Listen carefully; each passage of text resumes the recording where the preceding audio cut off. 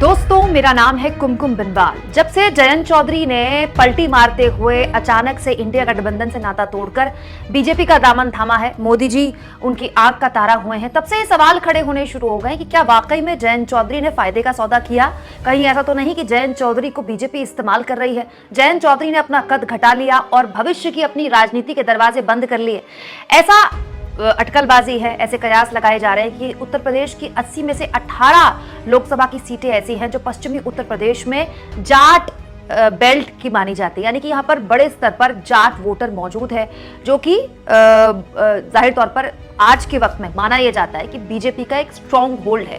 लेकिन ये भी बात सच है कि दोस्तों कि यही वो जाट वोट है या यही वो जाट वोटर है जिसने किसान आंदोलन में अपनी मजबूत भागीदारी पेश की है। ये जो सीटें हैं जैसे कैराना, मुरादाबाद, अलीगढ़, मुजफ्फरनगर, मेरठ, सहारनपुर, बिजनौर, संभल, नगीना, इस तरह की सीटें हैं, तो इन सीटों पर कितना प्रभाव हो सकता है। और सबसे महत्वपूर्ण बात, क्या जयंत चौधरी के बीजेपी में जाने के बाद बीजेपी को एक जाट नेता मिल जाएगा? क्या बीजेपी के अंदर जो एक बड़े जाट नेता की कमी है वो पूरी हो जाएगी? कहीं ऐसा तो नहीं कि जमीन पर जयंत चौधरी ने जाटों से, पश्चिमी उत्तर प्रदेश के जाटों से या किसानों से दुश्मनी मोल ले ली है? इस पर आज हम तफसील से बात करेंगे डॉक्टर सुनीलम से।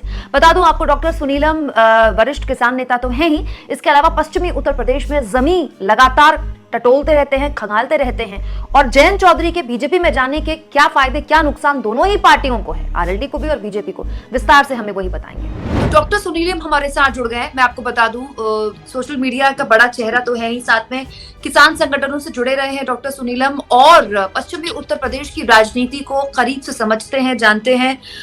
सुनीलम जी, ऐसा कहा जा रहा है कि 80 में से 18 सीटें तो बीजेपी ने साध ली, जयंत चौधरी को अपने साथ रखे, पश्चिमी उत्तर प्रदेश की, चाहे वो कैराना, मुरादाबाद, अलीगढ़ जैसी सीटें हो। क्या आपको लगता है ये इतना आसान है?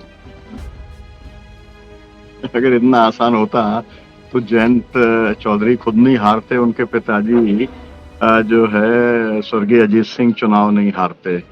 तो इतना आसान नहीं है कि उन्हें लगता है कि स्विच ऑन स्विच ऑफ कर दी। आपको मालूम है कि ये जो पूरी जमीन है वो चौधरी चरण सिंह जी ने तैयार की थी, और चौधरी चरण सिंह जी ने जो जमीन तैयार की थी उसका जो आधार था उसके अंदर सांप्रदायिक एकता, हिंदू मुसलमानों की एकता, जैसे कि जब संयुक्त किसान मोर्चे का आंदोलन चल रहा था तब उसे दोहराया गया था।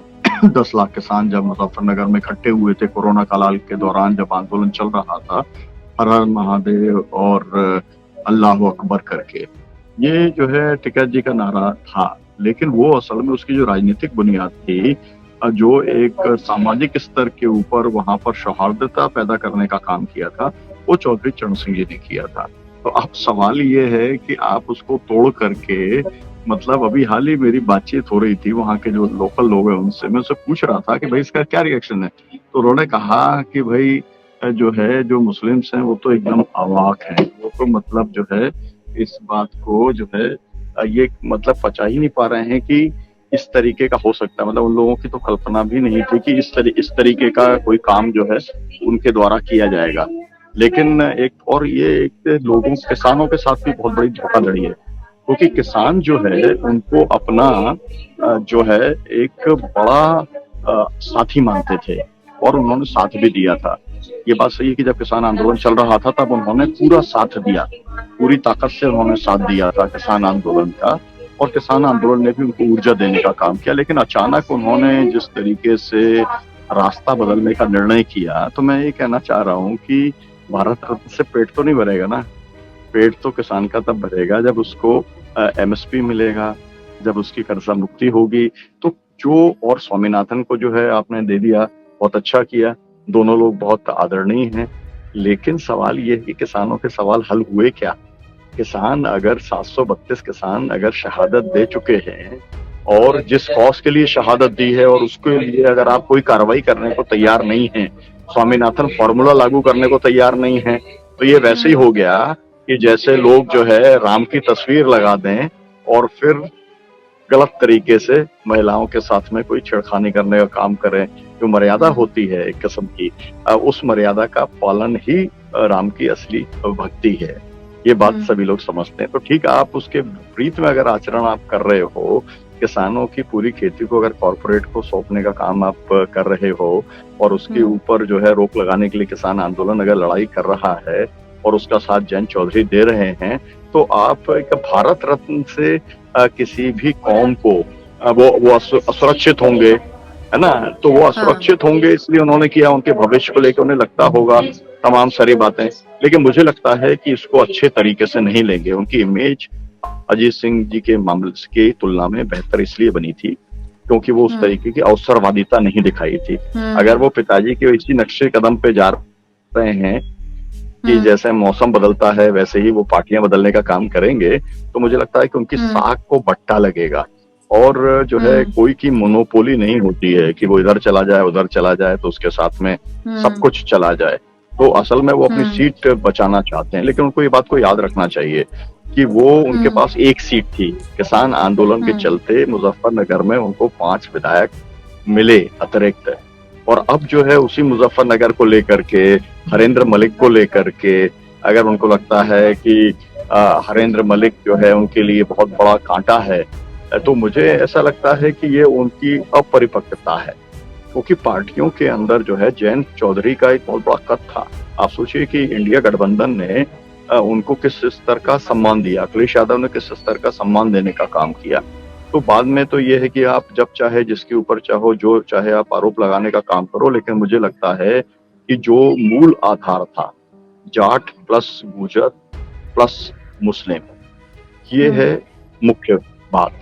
और वो आधार सामाजिक इक्वेशन जो है जब धसक जाएगी तो फिर आपको भारतीय जनता पार्टी या नरेंद्र मोदी आपको बचा नहीं पाएंगे। ये बात मैं आपसे कहना चाहता हूँ। और मुजफ्फरनगर के लोगों के घाव जो वहां पर दंगे जिस तरीके से हुए थे उसे भरने का काम जो किया था वो किसान आंदोलन ने किया था।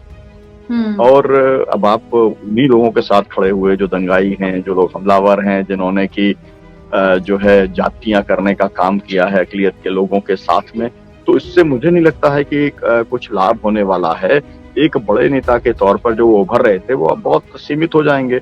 हो सकता है वो मंत्री बन जाएं, लेकिन पहले तो जब मोदी जी रिपीट होंगे तभी तो मंत्री बनेंगे ना।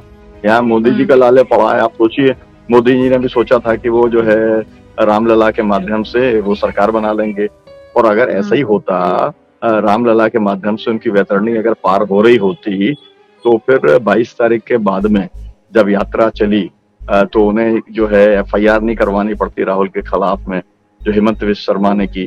फिर उन्होंने ऑपरेशन उन्हें लोटस बिहार में नहीं करना पड़ता, नीतीश का जिस तरीके से ब्लैकमेल करके लाए। फिर उन्हें झारखंड नहीं करना पड़ता, फिर उन्हें ज्ञानवापी नहीं करना पड़ता, उन्हें बहुत छोटा सा चंडीगढ़ नहीं करना पड़ता, और अब जो है ऑपरेशन जो है जयंत जो है चौधरी नहीं करना पड़ता। इससे ये पता चलता है कि कितनी इनसिक्योर है भारतीय जनता पार्टी और नरेंद्र मोदी की सरकार। और इसीलिए उन्होंने, आप सोचिए कि भाई मंदिर बन गया, मंदिर का पार्लियामेंट से क्या संबंध है? लोगों की आस्था का सवाल है। पूरा देश राम को मानता है। कभी किसी ने, किसी हिंदू संगठन तो छोड़िए, मुस्लिम संगठन ने भी कभी कोई आपत्ति करने का काम नहीं किया। लेकिन पार्लियामेंट में आप उसको लेकर के आ रहे हो, तो आप क्या साबित करना चाहते हो? लेकिन अगर जयंत चौधरी पर बताएं। जी सुनीलम जी, जयंत चौधरी के लिए भी अगर बात करें तो जयंत चौधरी का बीजेपी के साथ गठबंधन करना क्या बीजेपी को फायदा पहुंचा सकता है? क्योंकि बीजेपी के पास एक कोई बड़ा जाट नेता नहीं है, बी जो पश्चिमी उत्तर प्रदेश में जाट वोट का बंटवारे का डर था वो तो कम से कम अब नहीं होगा। मेरा कहना ये है कि बंटवारा तो 100% होगा, क्योंकि बंटवारा विचारधारा के आधार पर होगा, और इस आधार पर होगा कि कौन किसान के पक्षधर है और कौन किसान विरोधी है। तो समाज के अंदर जो है और जाटों के अंदर जो है वो अंधभक्त तो नहीं है, है ना। और किसी भी पार्टी में अरिजीत सिंह रहे हों तो ऐसा तो है नहीं कि पूरा जाट जो है आंख बंद करके चल देगा, या कोई भी समाज या कोई भी जाति किसी भी नेता के पीछे इस तरीके से चलती नहीं है। ये गलत फहमी है।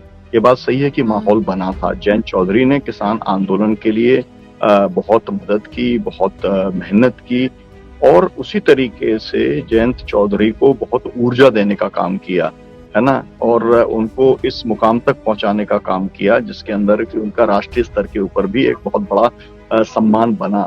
लेकिन जिस तरीके से आपको याद है, बिहार के अंदर जो है नीतीश जी ने, जैसे पिछली बार भी वो पार्लियामेंट मतलब जब बनने वाले थे, वो तो होने वाले थे प्राइम मिनिस्टर, पिछली बार की बात कर रहा हूँ, इस बार की बात नहीं कर रहा, और तब वो अचानक लौट गए थे, और इस बार वो फिर लौट गए। तो अब आदमी आत्महत्या करने के ऊपर ही आमादा हो तो क्या किया जा सकता है। मुझे ऐसा लगता है कि इसकी कोई जरूरत नहीं थी। जो है अखिलेश यादव और कांग्रेस के साथ में एक किस्म की उनकी अंडरस्टैंडिंग थी। तीनों एक रिलेटिवली युवा लीडर्स हैं, तीनों की एक वेवलेंथ है, एक किस्म का कल्चरल एक जो होता है कि उस वेवलेंथ थी तीनों की। तीनों बैठ करके बात कर सकते थे। अगर उन्हें हरिंद्र मलिक से बहुत ज्यादा आपत्ति थी, अगर उन्हें 2-4 जो सीटों को लेकर के आपत्ति थी, आप मेरे को बताइए, पिछली बार उनको 3 सीटें मिली थी, इस बार समाजवादी पार्टी ने 7 सीटें उन्हें देने का काम किया।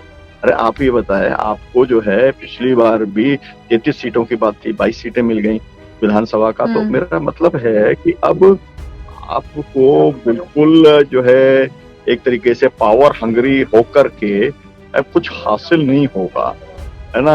जो किसान है और जाट है वो मूलतः किसान है, उसकी लॉयल्टी जो है किसान आंदोलन के लिए ही रहने वाली है। वो अपनी पॉलिटिक्स जो है, जो चौधरी चरण सिंह ने सिखाया था कि उसकी पॉलिटिक्स जो है हल के ऊपर केंद्रित रहेगी, किसान की खेती के ऊपर केंद्रित रहेगी। और हम ये देख रहे हैं कि पूरी के पूरी कॉर्पोरेट को छूट दे रहे हैं। 15 लाख करोड़ रुपए अगर मोदी सरकार ने छूट देने का काम किया तो लोग चौधरी चरण सिंह, तो लोग पूछेंगे नहीं जयंत चौधरी से कि भाई किसानों को आपने कितना माफ करा दिया। अगर जो बजट आया अभी, उस बजट में किसानों के और मजदूरों को जितनी कल्याणकारी योजना थी सबका पैसा काट दिया गया। ऐसा लगे ही नहीं कि ये चुनाव का बजट है। वर्ल्ड बैंक ने बनाया क्योंकि 100 रुपए में से 40 रुपया तो इन्हें कर्जे का ब्याज के तौर पे देना पड़ता है। तो इकोनॉमी तो बहुत ज्यादा जो है डोलड्रम्स में एकदम खराब खस्ता हालत है देश की। तो भाई किसान तो अपना हक मांग रहा है, एमएसपी की कानूनी गारंटी चाह रहा है।